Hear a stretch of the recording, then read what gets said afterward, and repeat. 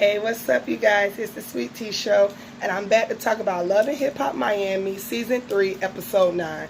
So basically, this was the Amara and MJ show along with the Ratchetness. And if y'all don't know who the Ratchetness is, that is aka Chamillionaire, Hood Brat, and Sukihana. I call them the Ratchetness because that's what they are. But anyway, let's go ahead and start the show off. So we started off with Chamillionaire. She's in the studio. Not really the studio, but a dance class. She's inside this dance class rehearsing her moves for the tour. And she's just practicing her moves. And walks in Sukihana, who annoys the fuck out of me. Sukihana walks in with these stripper heels that she cannot walk in. So I don't even know why the hell she got them on. Anyway, they both talk about what's going to happen at this tour, how they going to be excited about it, and they're basically waiting up for Alvin to show up. I forgot to mention last week, Alvin did ask them, can he be their tour manager, their road manager, or whatever you want to call him. And they wasn't taking him serious because they know he works at Trick Daddy's restaurant Sundays, but he was trying to sell himself to them. So I guess they finally gave him the benefit of the doubt, was like, sure, they'll let him be their road manager. He walks in. I have to say this, I'm not copying nobody's idea, but I was watching somebody else's YouTube video about this review, and somebody said that he looks like P. Diddy back in 1995 when he used to do his music videos. And I said, oh my God, Alvin does look like that with his all-white outfit on. So anyway, Alvin shows up, and he's letting the girls know that he got their place booked where they're going to be staying at. He got their transportation booked where they're going to be riding in. He got tickets sold out. And he's about money and he's about business. So Sukihana and Chamillionaire is not really taking him serious. But Chamillionaire lets him know, well, you still just going to be a tour date manager. He lets her know, I'm not going to be no tour date manager. I'm going to be your road manager. I can do this. He was selling himself. He was like, I already got this, that, and that for you. I'm about money. I'm going to take you bitches to the top. He was letting them know he got it all down planned. Sukihana says, okay, well, how about you have this down planned? How about you go grab me some ribs? He said, I don't chase ribs. I chase paper. Then Sukihana also lets him know before he walks off. She lets him know that Bobby Light's going to be their hype man. Bobby Lights is going on a tour with them. And he just goes, well, me and Bobby Lights put our differences aside. And they showed a little clip, I think it was season 1, when Bobby Lights and Alvin had like a little beef together or whatever. So now they put their differences aside because Trina's mom has passed away. But he did say on this tour, Bobby Lights needs to stay out his way. So while he walks off, Miami Tip walks in, and I do say Miami Tip looks nice. You could definitely tell she got her body done. This Love Hip Hop check must definitely paid off. She asked the girls what the hell Alvin is doing here, and they say that Alvin is going to be their tour manager, road manager. And Miami Tip is looking at this as a joke. She giggles a little bit. She says, Alvin does not have the experience to be nobody's road manager. He only worked it with Trina, and he was just her assistant. But if that's what you guys want to do, hey, I'm all here for it. But deep down, Miami Tip does not believe in Alvin. But I guess I'm going to just say that Alvin believes in himself. That's all that matters. Moving on from that, we get this scene with Amara. Her and Prima Donna meet up, and they are having lunch together. But little do she knows, Prima Donna to invite a friend with her. So, while Amara is telling Prima Donna how MJ and her are doing good, MJ got her little fur baby, it's a boy, in walks in this lady named Annie. And she's good friends with Prima Donna, but she's also aka MJ's ex from 10 years ago. So, when Prima Donna introduced each other, she introduced Amara to Annie and Annie to Amara. But she lets Annie know this is MJ's girlfriend and this is MJ's ex.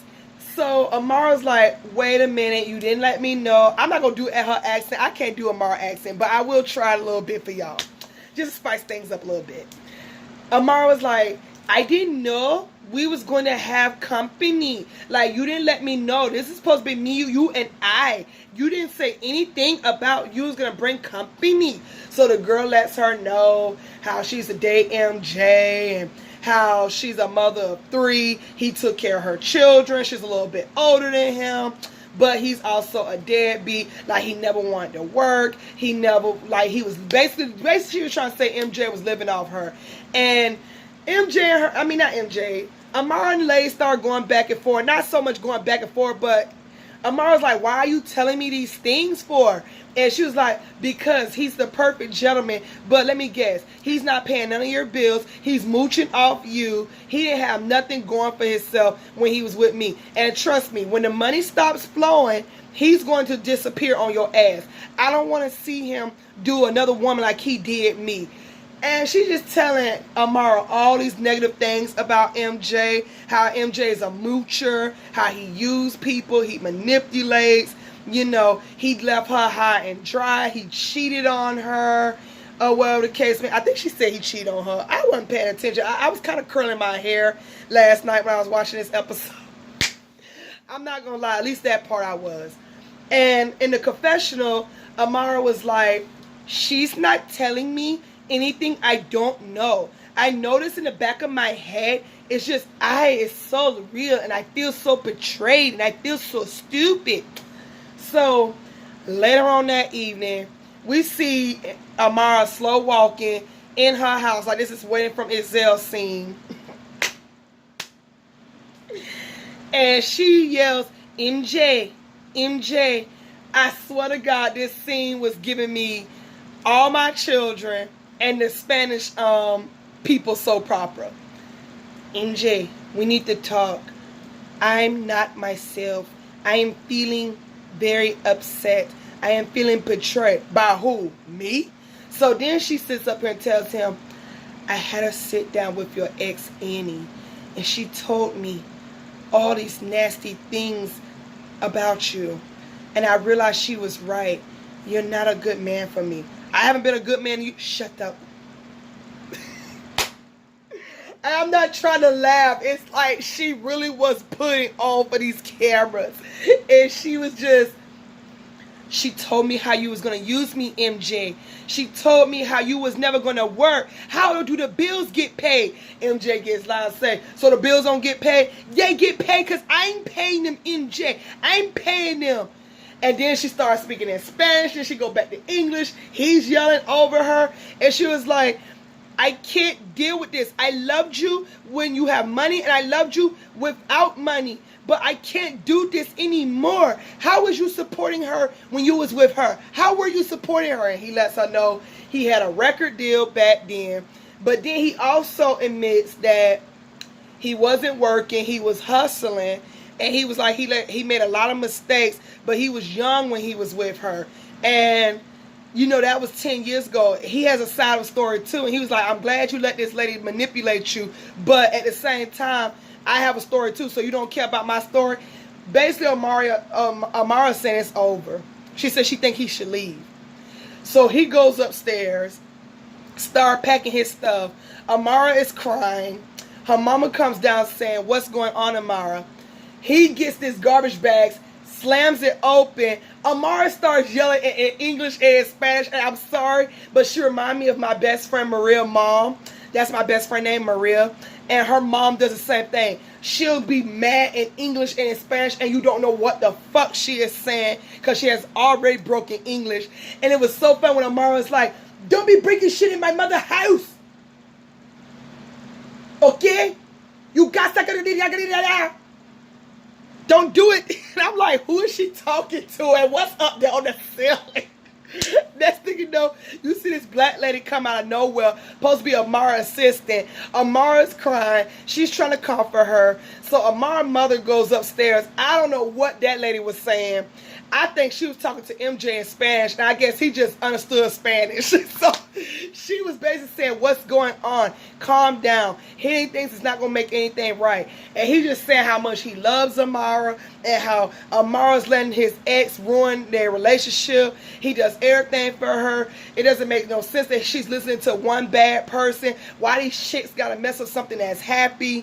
And Amara's mother says, well, look, this is not a good idea, MJ. You basically need to go.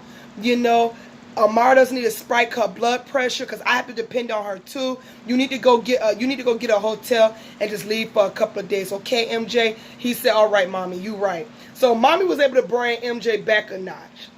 But then he sees Amara in the room still crying. He goes in there. He asks her, can we talk for a second? Amara just, I need a minute. I need to be alone. So he just, all right, I love you. I'm not going nowhere. We're going to be together forever. We're going to fix this. He packs one suitcase and he goes to a hotel for the night. And I'm just like, child. But we all know Amara and MJ still together. But I call me crazy. I know some of y'all going to say I'm crazy. I actually felt bad for MJ. His past is his past. And this is not like it was a year ago he was with this woman. This was 10 years ago. I'm not saying he might not be doing these things to Amara, but I feel like, ladies, if you want to take on a man that don't have a job, be expected of this. I just found this so crazy that his ex was able to put all this in Amara's ear, even though she kind of knew this in the back of her mind. You just needed somebody to tell you this, a complete stranger to tell you this, for you to kick this man to the curb. Girl, I guess. Moving on from that scene. We get this scene with Trina and Joy. They're having lunch together. Trina's mother's birthday is coming up. Now, we all know Trina's mother passed away. Trina's still upset about it. Joy comes up with this idea they should do a Bahamas trip because they know that her mom was from the Bahamas, and that's how she would want to go all out for her birthday. Trina is not really feeling it, but she agrees it's going to be a good idea. Let's invite Bobby Lights and Trick Daddy. That's all I'm going to say about that scene. Moving on from that. We get this scene with MJ going to Shay's house. And he tells Shay how Amara kicked him out. How they broke up over what his ex said. And Shay kind of handled the situation quite well. She was like, it sounded like a bitter ex. And that's how I felt too, to be honest. I don't care what nobody say. That's how I felt. Because all the things the ex was saying, Annie was saying, baby girl, you chose to be with a man that was younger than you that didn't have a job. You chose to let this man watch your kids while you go out and do all the work. So that's not nobody's fault but yours. Now he's happy. 10 years later, you want to like bring up stuff. And it was stuff that she was saying to Amara that rubbed me the wrong way. Telling something, you can't be, there's no expiration date on something you did for somebody. Yeah, it is, sweetheart. Move on. Like, you're talking about something that happened 10 years ago. If that's the case, I ain't even talking about the stuff that I did for my ex-husband that happened like, 4 or 5 years ago. I could care less about that shit. I'd have moved on. He'd have moved on behind bars. So I don't understand why she felt the need to bring all that stuff up to Amara. That's just my opinion. Anyway, Shay says she sounds bitter. She said, all I'm going to tell you to do, bro, is to fight for her. If you love each other like y'all say y'all do, fight for her. But at the same time, Amara, if she loves you like she says she do, she need to fight for you too. So I thought that was kind of cool, calm, collected. Shay handled it in a mature way. Moving on from this scene, we get the scene with the Ratchets. So, Alvin came through, or did he? Alvin got this church van out there for them. It was basically a church van for their transportation, but Sukihana called it a U-Haul. Then they finally arrived to the hotel, and it was a broke down Motown 6. They need their ass whoop whoever worked there. That was disgusting. They need what's that show? Hell's Kitchen. Oh my God, what was his name? Randy. I think it was Randy. The guy who be like, yo, he used to also do Hotels Hell. They needed his credit because, baby, that hotel was disgusting. It was bugs all in the bed. Sukihana pointed it out. And then it had scum on the shower. It was broke down. Sukihana said, I'm not getting changed in here. I'm not getting changed. She runs across the road and stuff like that. Alvin is still yelling, it's paid for. It's paid for. We got to get booked and ready. I need you bitches to get dressed because the show is about to start. We need to get ready. The only person who was very mature about the situation was Hood Brat. You can tell Hood Brat got more sense than these other girls. Hood Brat got real mouths to feed. She not playing no games. Hood Brat said, look, I done lived in places with roaches. It's not a problem for me to get dressed in here and get ready for this show. Sukihana and Chamillionaire, I think it was.